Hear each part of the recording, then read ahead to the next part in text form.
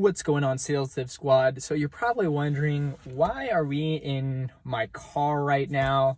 Well, funny story, after I was recording the dodgeball video, I actually got a check engine light on my car, and I thought this would be a perfect opportunity to cover a little bit more about like the importance of diagnosing problems, right? So my twin brother actually drove all the way from our house, thankfully, and dropped off this code scanner for me to check what exactly the problem is with my car. I'll show you guys exactly how that works and a little bit more about that. But the idea here is like, why is it important in sales to ask questions and do thorough discovery, right? The bottom line is, in sales, we cannot offer a solution without really understanding what the problem is, right? If I'm just gonna throw a solution and a product and features your way without even taking the time to learn more about you and what your challenges are and what your business challenges are and what you're hoping to accomplish, how can I, as a sales representative, adequately provide a solution, right? So it's super important for salespeople to ask the right questions, do thorough discovery, right? We need to understand exactly what we're trying to solve. And the more we can sort of dig into that and find, symptoms or pain or challenges, the more it'll make sense for both parties exactly what solution would be the best fit. So again, using my car as an example, right? I have a check engine light. I don't know what it is. We'll kind of figure it out together. But the only way I can find out more information is discovering more, learning more about what the actual problem is. And we'll be able to do that with this fancy device here. So stay tuned. All right, Sales Tip Squad. So it looks like after hooking up our OBD2 scanner that we have a cylinder 3 misfire detected. So based off of this, we already have an idea of what the problem is. Obviously, when we have cylinder misfires, it can mean a couple of things. But most importantly, that's why the check engine light is on.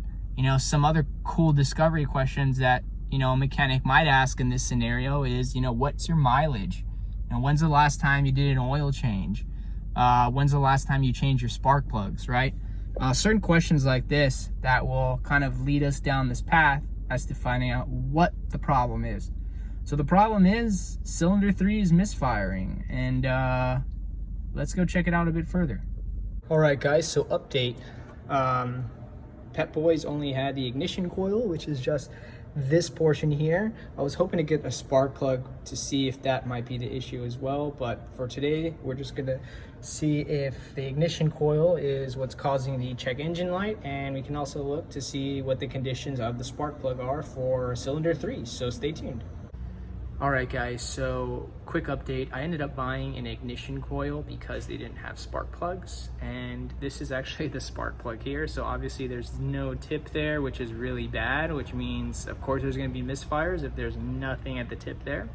And dumb mistake that I made, I assumed that I knew what the problem was, so I got an ignition coil, which it will definitely help, and I'll put it on, but it definitely was the spark plug. So it's important to understand why we're doing discovery to make sure that we're solving the correct problem.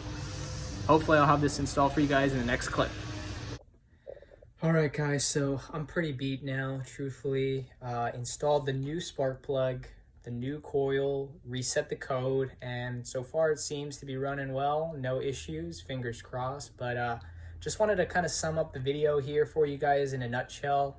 Obviously, it was proven that I didn't do my full diagnosis because I had bought the wrong part, essentially, or not something that I needed, but the bottom line is I didn't do enough discovery, and that's probably because I didn't have enough of the right tools in place and the time, obviously. But the whole moral of the story here, right, is that in order to find an adequate solution to a problem, we need to do proper discovery, and we do that by asking great questions, really trying to understand what the problem is, what the pain point is, what the challenge is, what are the symptoms, right? Almost like we're doctors or mechanics in a way.